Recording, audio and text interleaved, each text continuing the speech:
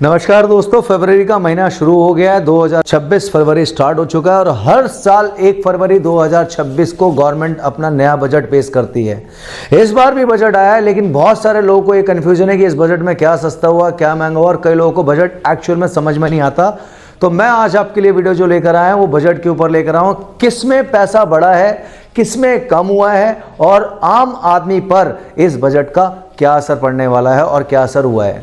Budget आ चुका है दोस्तों, न्यूज चल रही है, growth budget, visionary budget, disappointing budget. आजकल ये बहुत देखा जा रहा है, जब से बजट आया है तो सोशल मीडिया और न्यूज़ पे यही सब चीज़ें आ रही हैं।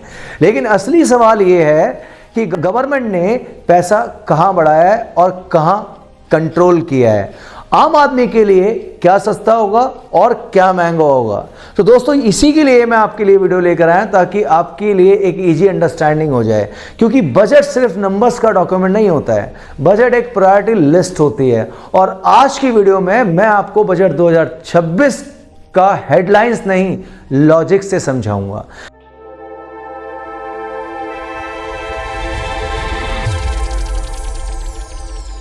आज हम यूनियन बजट 2026 को सिंपल, प्रोफेशनल और प्रैक्टिकल तरीके से समझने वाले हैं।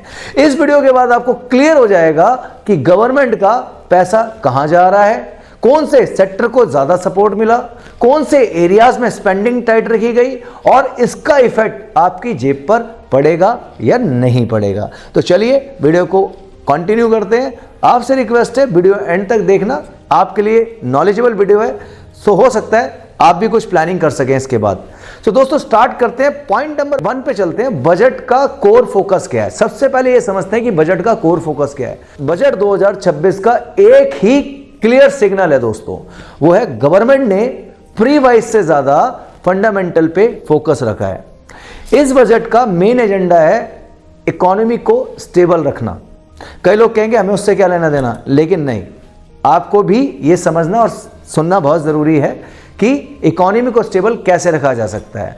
लॉन्ग टर्म ग्रोथ, जॉब्स और प्रोडक्शन का पुश करना, मतलब ये बजट शॉर्ट टर्म पॉपुलैरिटी से ज्यादा लॉन्ग टर्म प्लानिंग वाला है दोस्तों। तो ये मैंने आपको बताया पहले नंबर पे। अब चलते हैं दूसरे नंबर पे कि किन चीजों में पैसा बढ़ाया गया है, तो उस पर बात कर लेते हैं। जैसे कि इंफ्रास्ट्रक्चर, सबसे ज्यादा फोकस गवर्नमेंट ने इस बार इंफ्रास्ट्रक्चर पे रखा है। गवर्नमेंट ने सबसे ज्यादा पैसा यहीं लगाया है, जैसे कि roads and highways, railways, logistic and transport projects. दोस्तों ट्रांसपोर्टेशन बढ़ेगा ना, रोड्स और हाईवेज अगर बनेंगे ज्यादा से ज्यादा, जैसे कि पिछले 10-12 सालों में इंडिया के अंदर बहुत सारे हाईवेज गवर्नमेंट ने डेवलप किए हैं, तो इसी तरीके से गवर्नमेंट ने इस बार भी अपना मेजर फोकस जो रखा है वो इंफ्रास्ट्रक्चर पे रखा है। तो लॉजिक सिंपल है, रोड बनेगी तो काम मिलेगा, बिजनेस बढ़ेगा, छोटे व्यापारी के लिए भी और बड़े व्यापारी के लिए भी। ये स्पेंडिंग तुरंत इफेक्ट नहीं दिखाती है दोस्तों। कोई बोले हमें उससे क्या लेने देना, तो वो तो गवर्नमेंट का काम है, गवर्नमेंट को करना पड़ेगा। नहीं, तो देखिए कहीं ना कहीं हम जो टैक्स देते हैं, मार्केट में कोई भी टैक्स देता है तो कहीं ना कहीं वो पैसा देश की इकोनॉमी में ही लगता है। वो एक अलग चीज है कि देखो कुछ बंदे बहुत ज्यादा टैक्स देते हैं तो वो गवर्नमेंट से एक्सपेक्टेशन रखते हैं कि गवर्नमेंट उनके लिए कुछ एडिशनली उनको ट्रीटमेंट मिलनी चाहिए या उनको अलग से कुछ बेनिफिट मिलने चाहिए गवर्नमेंट की तरफ से। उस पर भी शायद गवर्नमेंट आगे फ्यूचर में कुछ लेकर आए। ये स्पेंडिंग तुरंत इफेक्ट नहीं दिखाती है आपको ये, लेकिन 2-3 साल में इकोनॉमी को ये धीरे धीरे स्ट्रांग करती है। अब बात करते हैं दूसरे नंबर पे डिफेंस एंड स्ट्रैटेजी सेक्टर्स पे। डिफेंस स्पेंडिंग को प्रायोरिटी दी गई है इस बार दोस्तों इस बजट के अंदर, जैसे कि national security, domestic manufacturing, make in India type focus government ने इस पे किया है। इसका मतलब है डिफेंस मैन्युफैक्चरिंग कंपनीज को सपोर्ट, स्किल्ड जॉब का क्रिएशन।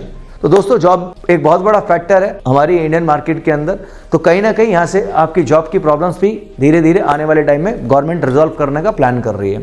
तीसरे नंबर पर बात करते हैं दोस्तों अपने सारे उन भाइयों के लिए जो मैन्युफैक्चरिंग और एमएसएमई में आते हैं, स्मॉल बिजनेस और फैक्ट्रीज के लिए। जैसे कि गवर्नमेंट ने क्रेडिट फ्लो इंप्रूव करने का एक सिग्नल दिया है, यहां पर प्रोडक्शन लिंक्ड सेक्टर्स को पुश किया है। गवर्नमेंट का मानना है जब तक फैक्ट्री नहीं चलेगी जॉब नहीं आएगी। तो दोस्तों किन चीजों में पैसा कंट्रोल किया गया है, अब इस पे बात करते हैं।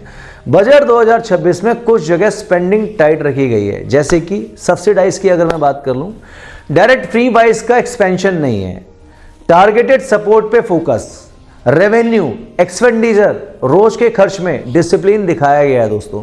मतलब गवर्नमेंट ने ये सिग्नल दिया है कि लोन और डेफिसिट को कंट्रोल में रखना प्रायोरिटी है दोस्तों। अब जो आप सुनना चाहते हो मैं उस पे आता हूं, पार्ट नंबर 4 पे। 3 पार्ट मैंने आपको बताए हैं, अब मैं आपको पार्ट नंबर 4 पे आता हूं। क्या सस्ता हो सकता है और क्या महंगा हो सकता है। तो चलिए पहले बात करते हैं कि क्या सस्ता हो सकता है। बजट का सबसे इंटरेस्टिंग पार्ट आपकी डेली लाइफ का इंपैक्ट। दोस्तों क्या रिलेटिवली सस्ता हो सकता है, तो बताता हूं आपको। पॉलिसी डायरेक्शन के हिसाब से डोमेस्टिक मैन्युफैक्चरिंग वाले प्रोडक्ट, इंडिया में बनने वाले electronic components, infrastructure linked service long term के लिए, क्योंकि गवर्नमेंट चाहती है इंडिया में ही प्रोडक्शन बढ़े, जो कि make in India Modi ji का एक मिशन भी है। अब बात करते हैं क्या महंगा रह सकता है। महंगे में बात करें तो imported luxury item, foreign dependent products, energy and global commodities links चीजें, अगर ग्लोबल प्राइस ऊपर रहे तो। बजट ने यहां कोई शॉक नहीं दिया है इस बार, लेकिन डिपेंडेंसी कम करने का मैसेज गवर्नमेंट ने क्लियर दिया है इस बजट के अंदर। तो यहां हमने बात करी क्या महंगा हुआ, क्या सस्ता हो सकता है और क्या महंगा हो सकता है, इसके ऊपर बात करिए। चलिए बात करते हैं अब टैक्स पेयर के लिए कि टैक्स पेयर के लिए क्या मैसेज इस बार गवर्नमेंट ने इस बजट में आपको दिया है। सच बोलूं, सीधा बोलूं तो सच सीधा है, कोई बिग टैक्स कट सरप्राइज इस बजट में नहीं है दोस्तों। जो था जैसा था वैसा ही है। मिडिल क्लास के लिए इंस्टेंट रिलीफ नहीं है कुछ भी, लेकिन सिस्टम को सिंप्लीफाई करने का गवर्नमेंट ने एक डायरेक्शन दिया है कि कंप्लायंस और रिपोर्टिंग इजी बनाने की इंटेंट है गवर्नमेंट की। इस बार गवर्नमेंट का फोकस है टैक्स कम हो या ना हो, टैक्स भरना सिंपल होना चाहिए, उसको थोड़ा सा उन्होंने इजी किया है। तो हम चलते हैं पार्ट 6 में कि इस बजट से आम आदमी का क्या फायदा हो सकता है और हम क्या समझ सकते हैं।